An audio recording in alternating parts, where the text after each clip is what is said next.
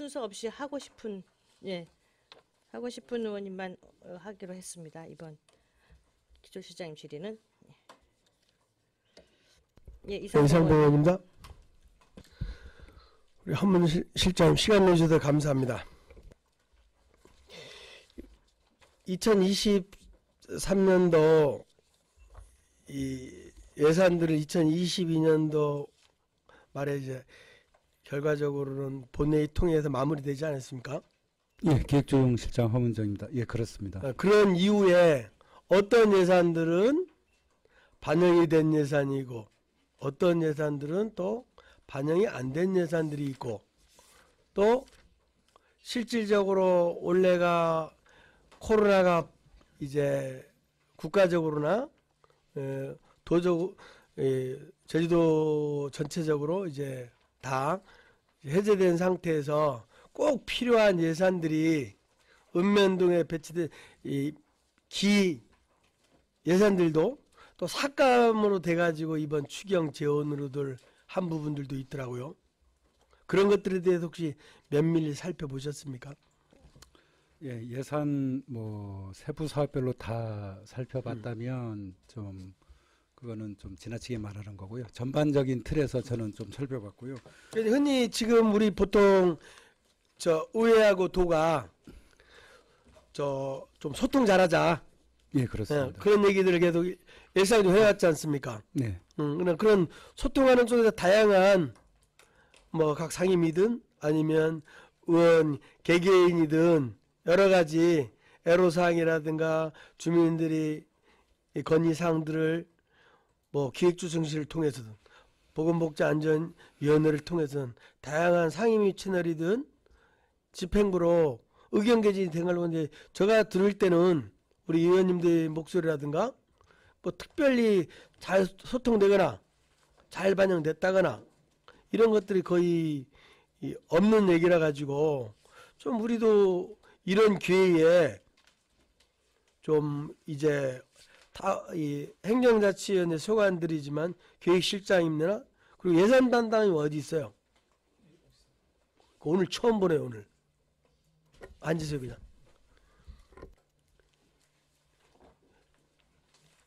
그 고유의 역할들을 하실 분들이 어떤 고충이 있는지 아니면 가만히 앉아가지고 책상머리에서 앉아가지고 그 예산 범위 내에서 펜대 굴리겠다는 것인지 저는 도저히 이해할 수가 없습니다. 이번 1차 추경 예산안들도 뭐가 급한 민생인지 뭐가 그렇게 어려운 분들 하는 예산들인지 전체적으로 피부에 팍팍 와닿질 않은 내용들을 하나씩 한번 훑어보면 포장은 그렇게 민생 예산이다 이렇게 했지만 정작 중요한 예산들도 어떤 기준 내에서 삭감하고 뭐 했는지 모르겠지만 그런 것들 전체적으로 볼 때 저는 이 소통이라든가 각 이런 처해진 조건들의 의견들이 잘 모아지는 속에서 종합적인 검토가 이루어지지 않고 있지 않나 그런 느낌을 강하게 받기 때문에 저는 실장님께 저도 전체적으로 총괄적으로 그렇게 질문을 드리는 겁니다. 이번 추경 편성하는 과정에서 이해와 얘기하다 보면 가장 많은 답변을 주신 내용들이 좀 소통이 부족하지 않나 그런 부분에 대해서 얘기를 우선 들었고요. 그 부분에 대해서는 앞으로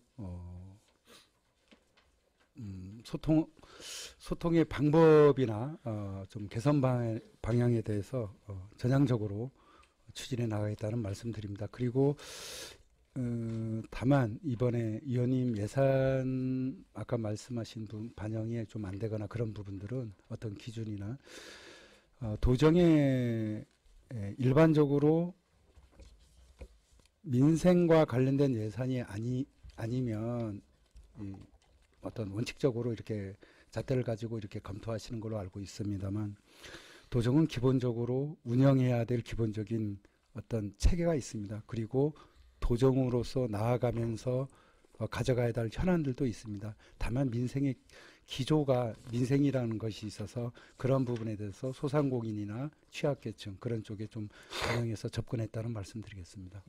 한 가지 노영동 사례를 들어줄게요. 예. 추경 예산에 이제 감액 편성한 거 한 1,900만 원을 감액을 편성했어요. 기정액이 한 4,300 잡았던 게 지금 1,902번 추경 때 감액시켜 가지고 추경 이거에 대해서 저는 이렇게 생각하거든요. 그냥 사업명 부기명 보면 1,900 줄일 수도 있어요. 그 전까지는 코로나 3년이라는 시간이 있기 때문에 행사들도 없고, 그리고 우리가 항상 도의회에서나 도에서만 골목 상권 살리겠다, 무슨 마을 공동체 복원하겠다는 그런 때려박는 예산들이 어마장장할 거 아니에요. 예를 들어 가지고 우리 실장님도 저희도 출신이잖아요. 네, 그렇습니다. 어느 하나의 자연마을 출신일 거 아니에요. 네, 그 마을에 기본적으로 이런 마을 공동체 행사들 명칭이 어떻든 간에 다양한 형도 이루어지잖아요. 네, 그런 속에서 자연히 행정에서 보조하는 돈도 있겠지만 자체적으로 후원하거나 기부하거나 나름대로 뭐 수익성을 하거나 그런 기간에 다양한 이제 상권들이 형성이 돼요. 뭐 아까 같이 동네에 먹거리가 집이 있다면 그런 게 뭔가를 행사를 준비하다가 먹거나 준비하면 그게 큰 판으로 말했을 때는 우리가 하는 도민체전이에요.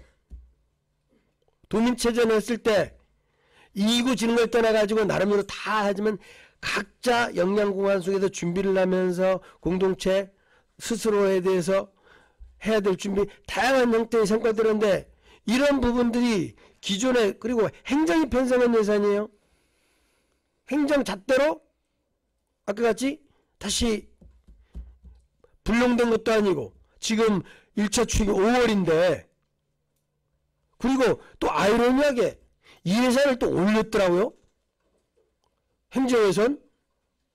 왜냐 또 도에서는 또 커트시키고 이게 뭐 이게 쇼 아닙니까? 밑바닥 읍면도의 예산들은 중요하다라고 행정 책임자는 고민나고 수요조사를 해가지고 하는데 여기서는 지침 내려가지고 잘라가지고 잘라 봤나 봤니? 이 대안들을 찾으려고 이제 다시 추경에 다시 올렸을 거 아닙니까? 네. 다른 이름으로 예를 들어가지고 이거 다 잘렸잖아요. 그 뭐 하자는 겁니까? 추경은 권한이 지사에 있습니까? 각 행정시에 있습니까? 행정시장 내도 권한이 있습니까? 우리 관련 법상으로는 모든 것은 지사에게 있는 것으로. 그렇죠. 추경은 보는 것 지사한테 있죠. 예. 그래서 이게 뭐 길게 할 얘기도 아닙니다. 근데 제가 보기에는 이번에 이렇게 의회의 흐름이나 이렇게 보니까 예산 담당관 지사를 왜 이렇게 지사의 어떤 공약 지사를 이렇게 심지어는 송악산까지 다 하는 부분이 예산 담당관실에서 최선을 다했기 때문에 이런 부분들이 발생하는 것일까? 아니면 이 부분들이 이제 어떤 의회가 또 너무 어떤 민생을 의회는 안 챙겨서 도정만이 해가지고 어떤 이런 분위기일까?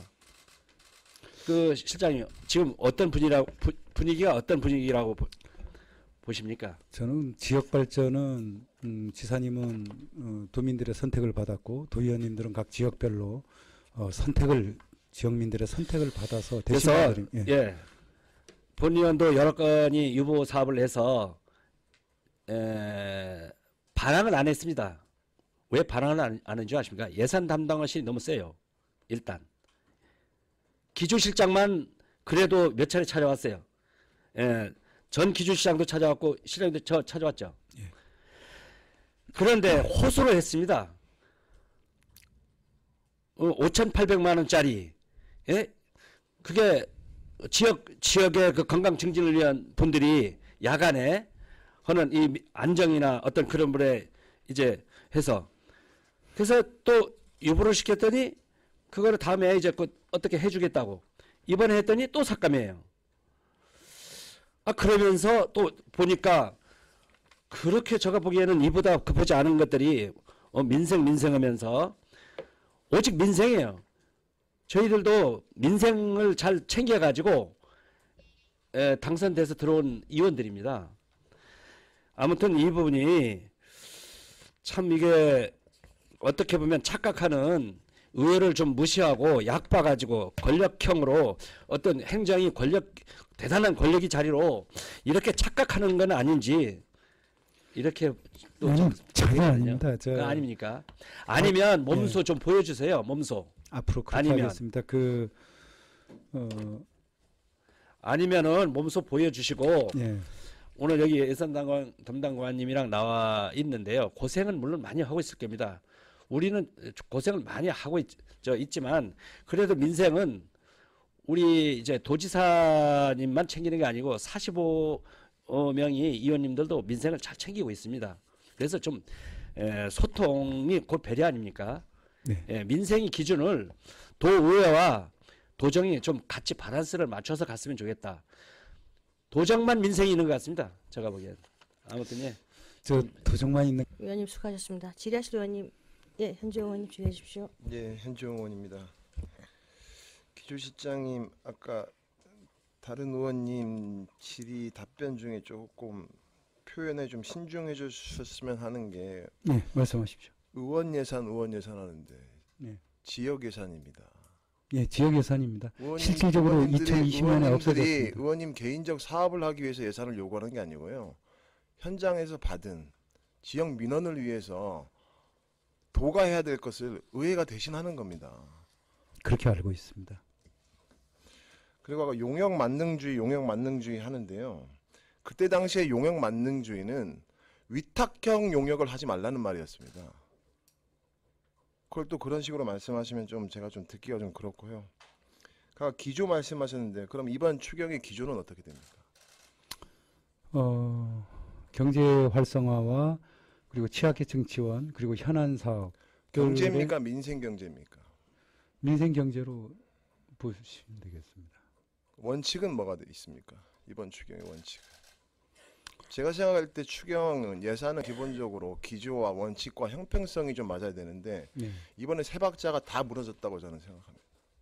구체적으로 어떤 부분이 무너졌습니까? 예를 들어서 민생 관련된 예산이라고 하셨는데 자 그래서 도대체 민생 예산이 뭘 넣었을까 했을 때 자 민생 경제 활력 서민 가게 안정 지원 사업이라고 해서 146개 사업을 올리셨더라고요. 그럼 제가 전체적으로 말씀드리긴 너무 많아서 제주 칠머리당 영등구 전수관 상설 공연하고 민생 경제하고 무슨 서민 가게 안정하고 무슨 사업 관계가 있습니까? 차기도 천연보호구역 보호책 정비 사업 무슨 관계 있습니까? 마라도네 천연기념물 뿔새오리 보호를 위한 유해동물 퇴치 사업 이게 무슨 관계가 있냐고요. 민생 이꼬로 이번 예산이냐고 말씀하시면 여러 가지 지적하실 이번 부분이 예산이 아니고요. 참고 자료로 주신 것 중에 하나가 민생 경제 활력 서민 가게 안정 지원 사업으로 146개 사업에 표현하셨고 그 146개 사업 중에 있는 걸 제가 말씀드리는 겁니다. 만약에 거기 포함되어 있다면 좀 현안 사업에 갈 걸 그쪽으로 포함하지 않았나는 생각은 듭니다. 자 그러면 또 하나 말씀드릴게요. 우리 기조실장님이 산하의 그 담당 과나 팀에서 하고 있는 용역은 몇 개입니까? 이번 추경에 이번 편성된 게 추경에는 한 몇 개가 있습니까? 아니, 제가 금액 물어본 거 여러 개 아닙니다. 있어요. 기술 용역 하나 있고요. 네. 학술 용역이 지금 2건이 있는 걸로 알고 있습니다. 보훈청은 용역이 하나죠. 예, 그렇습니다. 그러면 기조실장님 산하에 있는 용역은 민생경제 활성화의 취지에 맞다고 생각합니다. 이번 기조에 맞는 용역 편성입니까? 그 현안 사업들이 무슨 좀 현안이요? 있습니다. 우선은 그 하원 아니 저는 이해 안 되는 게 하원 테크노 캠퍼스 지구단위 계획 용역 예, 이게 아까 보훈청 용역보다 못합니까? 그게 어떤 용역을 낮다 못하다 이런 차원에서 아니, 제가 접근하지는 그런 않았고요. 차원에서 말씀드리는 게 아니고요. 자 예. 예를 들어서 그렇게 합시다. 자 도지사님께서 어디 행사장에 가시잖아요. 축사를 하시던 개회사를 하실 거 아니에요. 그건 어디서 작성을 합니까?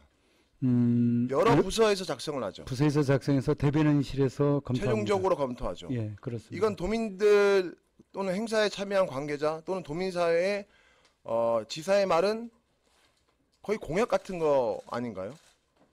정치잖아요. 이 멘트 하나하나가. 공식적인 공약과 또 관심 사업 그리고 정치적으로 의사를 표명하는 것 그래서 조금씩은 아까 뉘앙스는 좀 다릅니다만. 보훈청 관련된 용역을 보면 2022년 광복대 지사님께서 관련된 용역을 말씀하셨고요.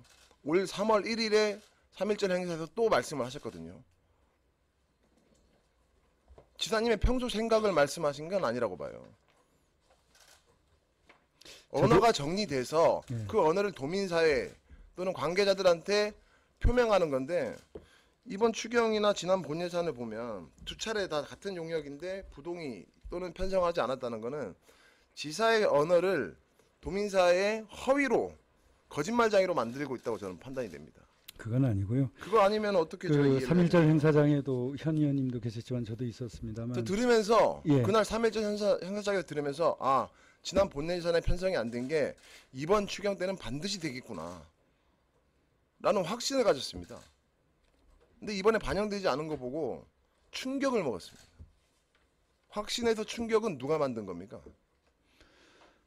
기조실장이 만드신 겁니까? 예산 부서에서 만든 것입니다. 우리 뭐 제가 좀 앞으로 좀 검토를 잘 해서 필요한 앞으로는 이상봉 의원님도 말씀하시지만 앞으로가 중요하지 않습니다. 제가 볼 때는 대단한 실망금이 크고요.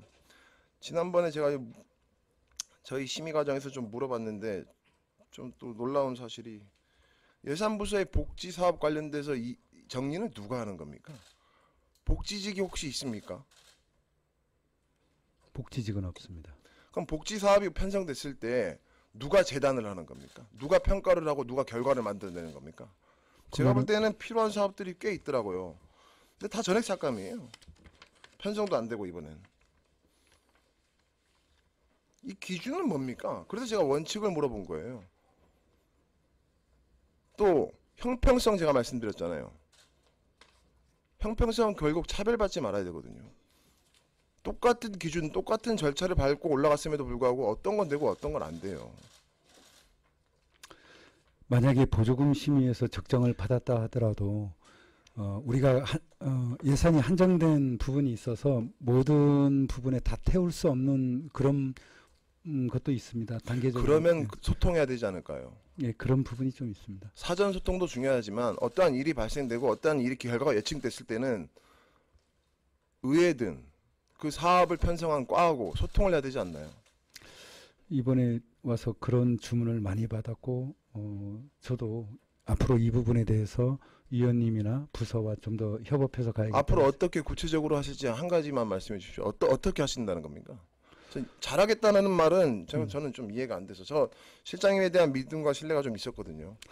그 우리가 조건부 동의나 부동의나 특히 조건부 동의는 바람직하지 않은 방향이라고 저는 생각하고 가급적이면 제가 있는 동안에는 이거를 하지 않는 저희도 방향. 안 합니다. 예, 하지 말아야겠다.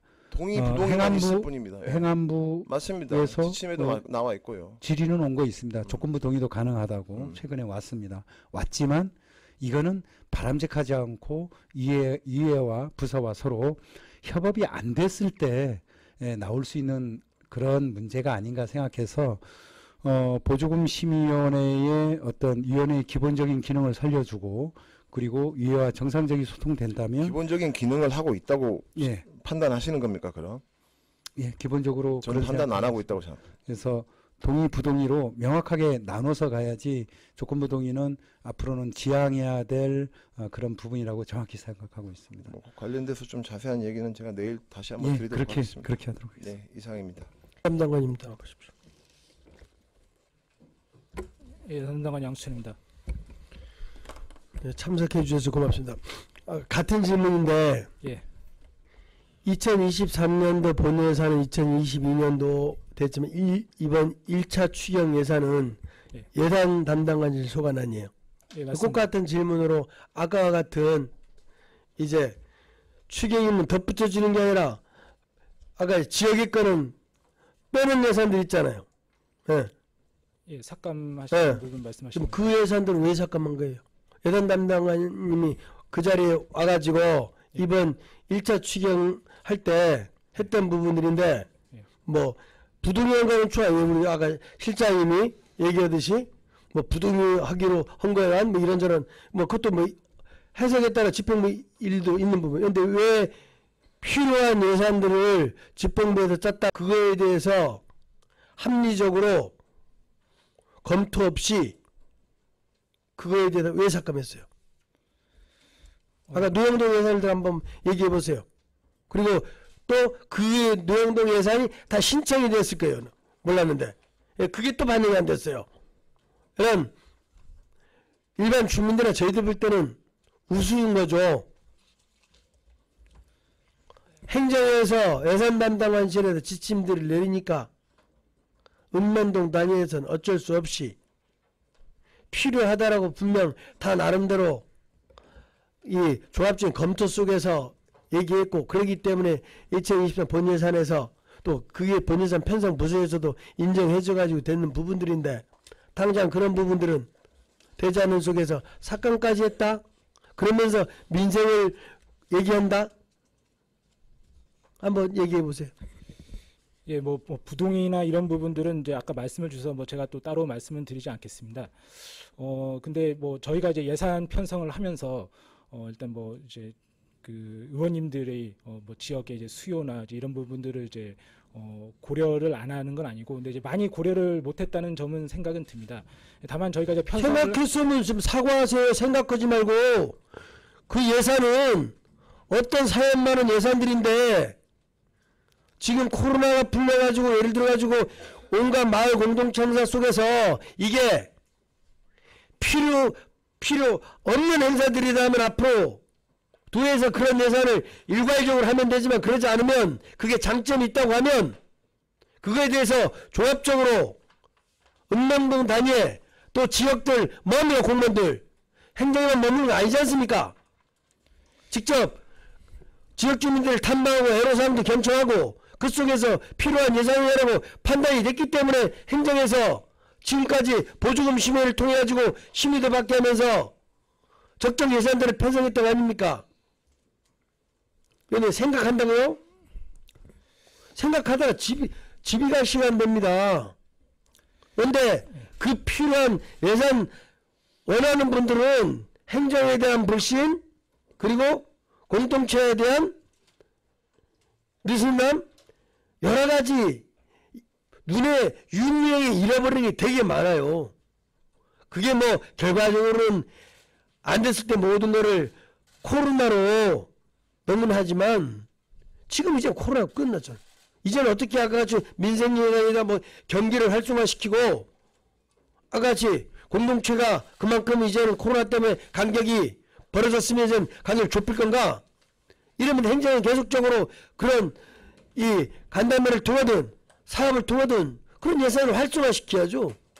근데 그거를 예를 들어 가지고 경제적인 잣대로 아니면 너무 현명인 잣대로 옳고 그름하는 속에서 오히려 더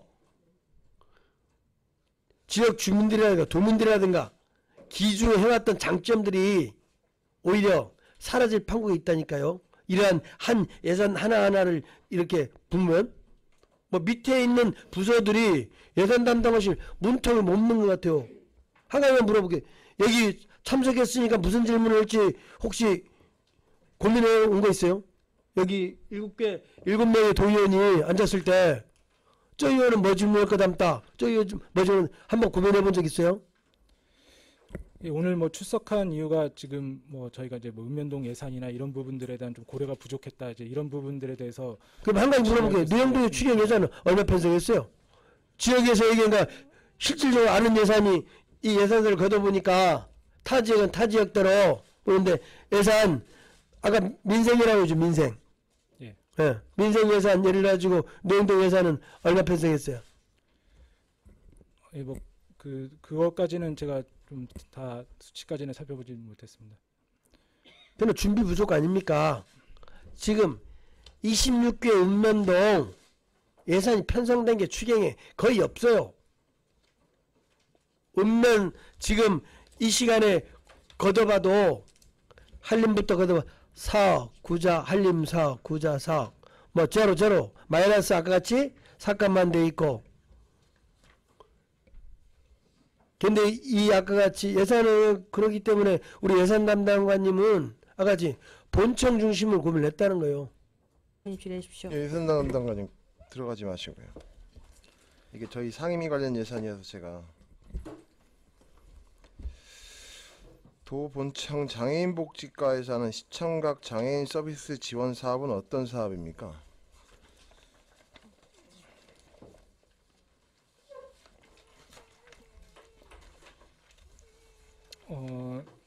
자, 다시 그럼 다른 거 물어볼게요. 예, 예. 대답 못 하시니까.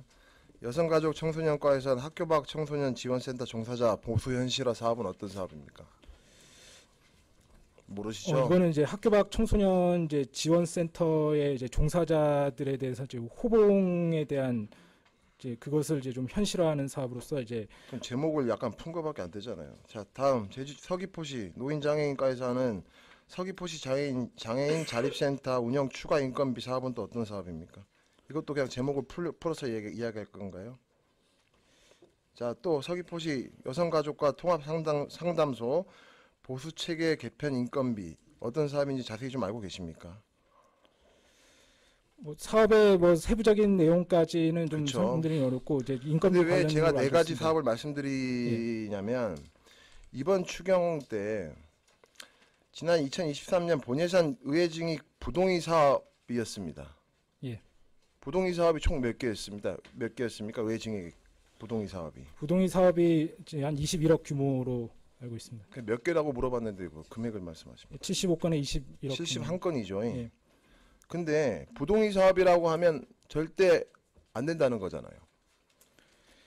예, 의회에서 뭐 지방자치법 142조 3항에 따라서 이제 부동의를 이제 했었던 이제 사업이고 예, 그렇게 해서 안 되죠. 예. 근데 네, 71건 중에 이 4건이 살아났어요. 그래서 제가 물어본 게 예산 담당관께서 이 사업에 대한 이해도가 있을 거라고 생각했어요. 71건 중에 딱 4건만 살아나서 또 궁금한 건요. 아까 장애인 자립생활센터 운영 추가 지원 인건비 서귀포시 건은 살아났는데 제주시 건은 그냥 삭감됐어요. 같은 사업인데. 나 그래서 여기 뭐 특별한 사연이 있는지 해서 물어본 거예요.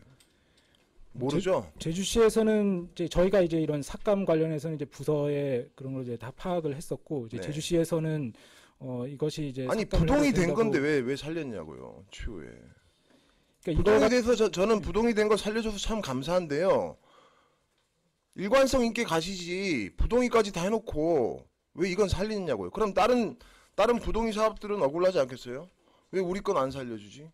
부동이 된 것도 앞으로 살아날 수 있겠구나. 이번 예산 담당관실에서는 그런 생각 안 하겠습니까? 일관성을 없애버렸잖아요. 저희한테 계속 그런 거 이야기하시잖아요. 예산 관련해서는 이래서 안 된다. 이래서 안 된다. 근데 분명히 이건 부동이 돼서 다들 저는 만약에 부동이 된 사업은 당연히 안 되니까 뭐 다음에 좀 어떻게 추경이든 다음 본예산이든 준비를 좀 더 잘해야겠구나라고 생각하는데 유독 살아나서 그래요. 유독. 이 부분은 이제 그동안 이제 좀 이런 시설들이 이제 인건비를 좀 인정해 오던 아니 부분들이 있었는데 다른 사업까지 다 불러드릴까요? 그럼 제가 자 살아난 것만 말씀드린 거예요. 그러니까 이제 살아나지 못하는 사업인데 똑같은 사업들이 엄청 많아요. 그러니까 이거 같은 경우에는 혹시 저희가 이거 이제 담당자들하고 친해서 살려주는 겁니까? 저희 전혀 그런 건 없습니다. 그러면 이해하셔야죠. 이 사업에 대해서 최소한. 많은 것도 아니고 71건의 부동의 사업에서 4건이 살아났으면 최소한 예산 담당관께서는 이 4건이 살아난 이유는 설명할 수 있어야죠. 내일 예결위가 시작인데 이런 질문 계속 나올 겁니다. 설명이 좀 필요해 보여요. 이거는. 예산 담당관 스스로가 제주도 예산은 원칙도 없고 일관성도 없다라는 거를 그 여실히 보여주신 거예요. 제가 볼 때는. 전 이대로 그만하겠습니다. 예, 이상입니다. 자리 돌아가셔 좋습니다. 예,